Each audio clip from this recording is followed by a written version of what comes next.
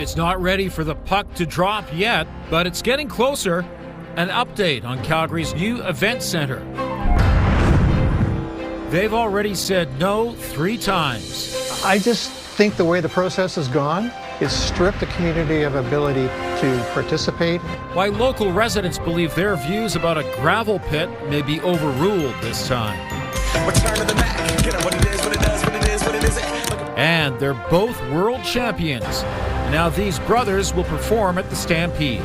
We're just going to blow the place out with energy. CTV Calgary, local breaking news with Ian White. Good afternoon. Drywall and early work on the event level are already underway as Calgary's new event center really takes shape. Today, we got an update on the timeline for the new home of the Flames. Jordan Canigan is at the site with more. And Jordan, where is this project at? Well, yeah, despite the wind and rain, it was still a full workday at Scotia Place behind me, and it is a race to get that building fully enclosed before the winter, and we're roughly just past the halfway mark for construction on the building itself. Now, when it comes to the arena, officials say it is still on time and within budget, though fluctuating material costs are always, of course, a risk. But nearly all of the contracts for work on the building have been signed, and almost 40% of the budget has been spent. Structural work is progressing, the seating bowl is starting to take shape, and some drywall and plumbing work is happening in the team spaces for the Flames, Wranglers, Hitmen, and Roughnecks. Road work in the area is also happening, including the 6th Street Southeast underpass. Staying within that $926 million budget for the building itself is always considered a concern, but officials say it is on budget. Somewhat comforting is the fact that we've only got 5% of the budget still to contract. And so, it's a lot of the late stuff, as you can appreciate, furniture, all the stuff that goes into the building near the end. So it's nice to know that 95% of it is behind us. Now, that enclosure work on the building is expected to be done by September at the latest. Then that's when the major interior work will get going. Scotia Place is expected to be open in time for the 2027-28 NHL season. Ian? Thanks very much, Jordan. A new report shows the city is losing almost a quarter of all of its treated water to system leaks. 23% of the water in Calgary's aging lines was wasted last year, and that's not even an outlier. Data shows the high rate is roughly on par with the last half decade. The leaks happen due to aging or broken joints and valves, ruptured service lines, and, of course, water main breaks. City Council has proposed spending $342 million to bring that rate down to 15% leakage by 2030. The biggest thing that it means for the average Calgarian is it provides system capacity for us to really right-size and plan out our future infrastructure investments accordingly. The more we can drive that down, the more we can defer investments into the future and make sure that the right size for what Calgary needs to support a growing city. The investment will go toward replacing water mains and adding more meters and monitors to determine exactly where the leaks are occurring. The city says rivers in Calgary are expected to peak this afternoon. Water is running high in both the Elbow and the Bow, but city officials say widespread flooding is not expected. Some pathways will remain closed until the water subsides. Monitoring continues for riverbank erosion and damage to bridges and stormwater outfalls. The city says river flows are tracking as expected, but conditions will continue to be monitored. And it's already dropping in Banff, and it's starting to level off even as you get into the reservoirs east of Canmore. And so it looks like it's close to peak in the Calgary area, just over 400 cubic meters per second. And might go a little bit higher, but it's, again, far lower than the peaks that occurred in 2013. The city says since Saturday, it's received over 400 calls about water pooling on roads. Crews are working to clear those catch basins and have already responded to over half the calls. So when did all this rain begin? Early on Sunday, I think it was, and it was pretty much non-stop for a couple days there. So how much rain did we get? Yeah, and it even started to kick in on Saturday night. That's right. Mic is on, so let's do this. Hang on 1 second. Okay. Okay. Is it on now? You tell me. Okay. Okay, I can hear you, but I could hear you anyway. Okay, I'll talk really loud. All right, so we had this. Okay, I'm going to interrupt you there, Danielle. We'll take care of those technical issues in a second. For the fourth time, residents of Bearspaw, just northwest of Calgary, are fighting the development of a massive gravel pit in their community. Rocky View County has rejected proposals for the Scott Pit 3 times over the past 3 decades. Heidelberg Materials has now submitted a 4th proposal for the site, meters outside Calgary's northwest city limits, and it's no longer being decided by the county. A provincial order in council moved the approval process to the Natural Resources Conservation Board, a provincial entity which will now decide whether the project is in the public interest. Area residents say the pit will impact air and water quality, create noise and dust pollution, and lower their property values. They're upset the decision-making process has been taken out of the hands of local politicians who they say know the community best. I just think the way the process has gone, it's stripped the community of ability to participate and to put forward their concerns and to be heard. It's also really shockingly stripped the counties of their ability to have anything to say about this. They can go to the provincial government, get approval, and it's done. No more discussion. The NRCB says a public hearing will happen after it determines Heidelberg's application is complete. Following that, a decision will come within 80 days. Okay, let's go back to the weather. How much rain did we get? Can you hear me now? Yep. All right. We got anywhere from 70 to 110 millimeters of rain in the city of Calgary, and that was as of 9 a.m. So we've added to these totals. I'll have an update for you on the 6 o'clock show. But yeah, it's been a significant amount of rain. One key thing about the system, such a slow mover. In fact, the core of it is still almost in the same spot as it was this time yesterday, but it is lightening up. These waves are lightening up. There will still be isolated showers right through the rest of today and tonight in Calgary, but we're not looking at tacking on a ton to the totals, just maybe another millimeter or so. So this is a lot lighter than what we've had. 8 degrees right now, still on that cool side, still gusty, and will continue to be gusty the evening and overnight hours up to 50 kilometers per hour. But tomorrow the winds will be calm. The sun will come out. Only a small chance of an isolated shower in the afternoon, so likely we won't see that at all. And 18 degrees is a daytime high, much warmer. That's your 24-hour forecast, brought to you by 5th Avenue Volkswagen. Family-owned, community-driven. Discover more at 5th Avenue Volkswagen. Thanks, Danielle. A retired Calgary judge has been appointed to chair the province's new electoral boundaries panel. Retired Provincial Justice Brian O'Farrell will head a new panel overseeing a second attempt at redrawing Alberta's electoral boundaries. The provincial government rejected an impartial panel's recommendations and is leaving it up to a UCP-led committee to redraw the riding's map. The opposition questions how O'Farrell can be impartial given he's donated money to the UCP. The UCP says the retired justice is free to personally participate in the political process and still be trusted to be impartial professionally. Teachers associations across the country have issued a joint statement following meetings in Banff. They're condemning Alberta's use of the notwithstanding clause to override teachers' rights and forcing them back to work. Canada's education leaders are calling on all levels of government to commit to good faith bargaining and using negotiation and mediation to resolve disputes.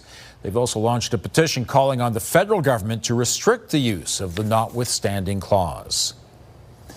This year's Mayor's Environment Expo is underway at City Hall. This morning, the mayor checked out how students and professionals have transformed the municipal building into a hub of environmental learning, innovation, and action. The exhibits show practical ways to reduce environmental impacts at school and at home. The mayor says it's inspiring to see the children's creativity on display.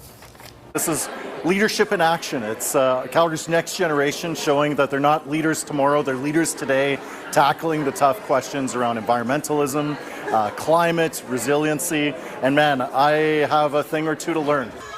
This is the 37th year for the Mayor's Environment Expo. It runs until Thursday at City Hall. Volunteers are performing an important service for local kids. Still to come, the old bikes that are transformed into something special for Calgarians who might not have gone for a ride before. And the Tailgate Toolkit sending a message about mental health to those who work in the trades.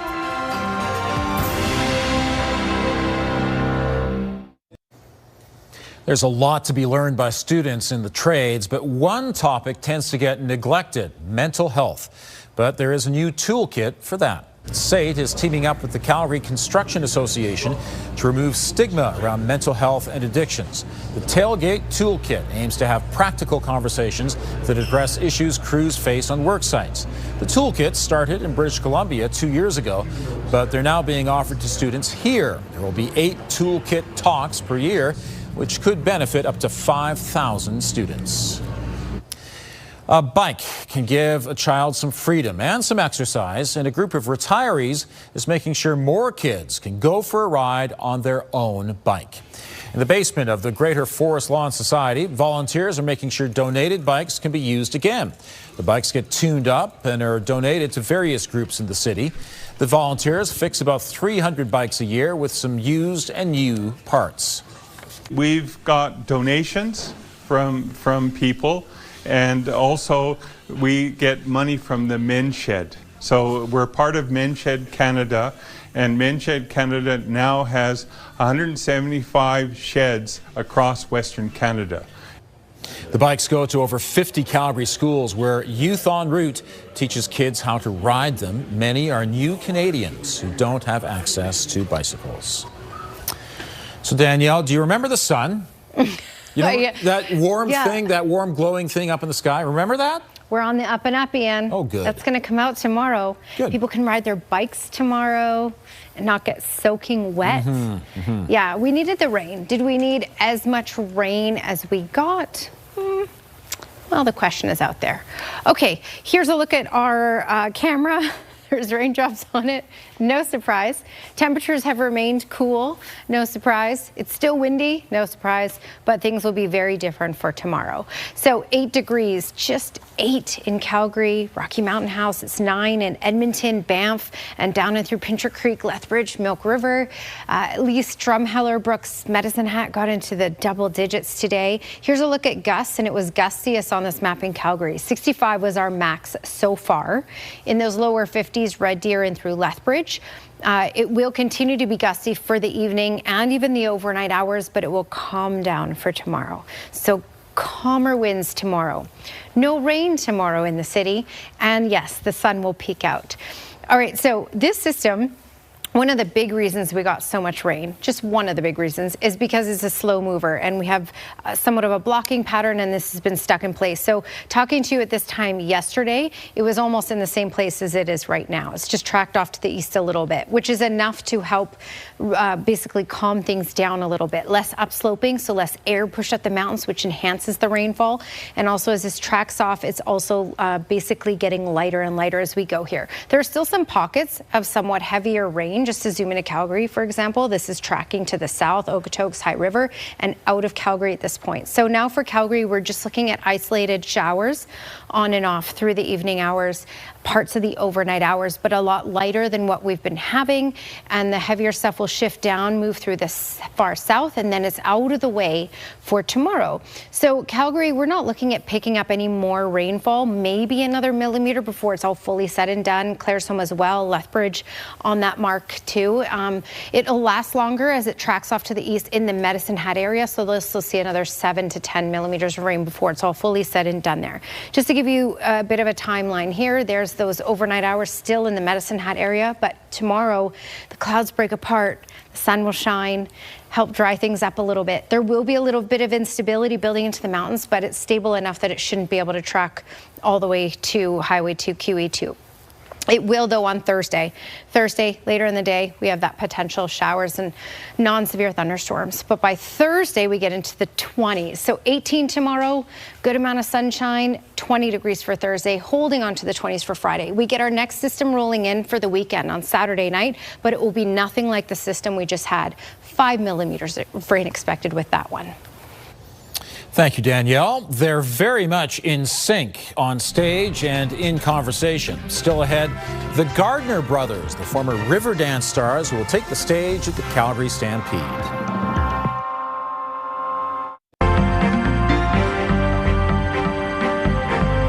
Rising technology stocks are shaping the markets today. Joining me is Liana Wachniak, investment advisor with the Popwich Karmali Advisory Group. So, Liana, what happened on the markets today? Well, another really positive day on the markets today, really driven by, as you said, a lot of those tech stocks. And we've gotten a lot of news out of this sector over the last couple of days. Just over the last 2 days, if we think back, we saw Anthropic file for their IPO.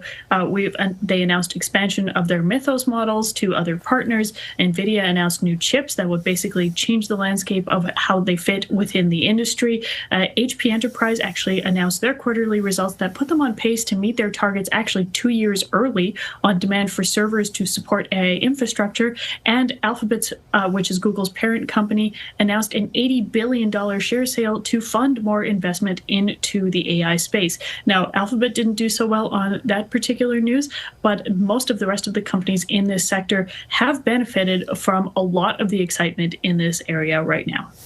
Also, job openings in the U.S. are looking pretty resilient.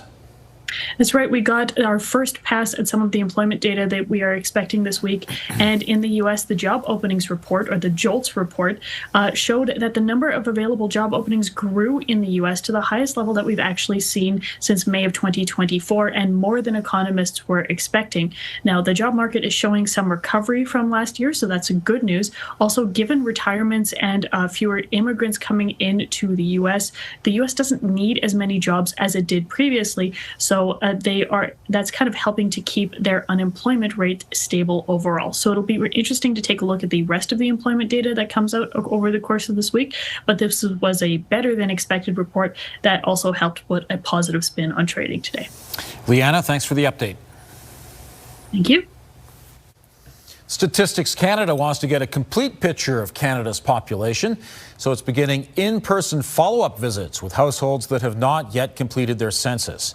Millions of Canadians have already responded online, on paper, or by phone, but now census enumerators will begin contacting households that did not fill out the questionnaire. They'll contact people by phone or by going door to door. They can also assist people in completing the form. Data from the census can help guide decisions about programs, services, and infrastructure in communities across Canada. The Premier says if Albertans want to break away from Canada, it will be a costly endeavour. Here's Tara Nelson with a look ahead to CTV News at 6. Hi, Ian. The Premier says a full analysis will be coming this summer, but she estimates separation will cost Alberta taxpayers at least $400 billion. Now, one of the leaders of a separatist group claims it won't be that high, and he has the numbers to prove it, he says. Coming up at 6, we'll have a reaction to those estimates. Also ahead, rainfall warnings have now ended, but some damage has been done. Coming up, we have details about new flooding, plus a rock slide in Canmore. Ian. Thanks, Tara.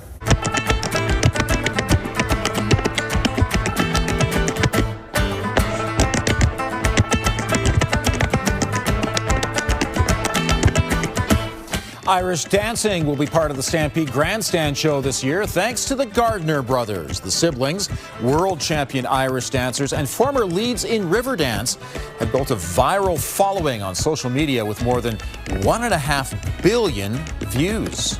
Joining me from Nashville are Matthew and Michael Gardiner. Great to see you guys. Great to see you. Thanks so much for having us on. So, when you get to Calgary, what can people expect to see from you in the Grandstand show? Well, we're excited to get to Calgary, first of all. It's one of our favorite cities, and we are so excited to be a part of the Grandstand Stampede show. But certainly it's going to be full of energy. It's going to be full of some unexpected twists. We want to take you guys through a little bit of a journey of our, we'll call it through our pandemic.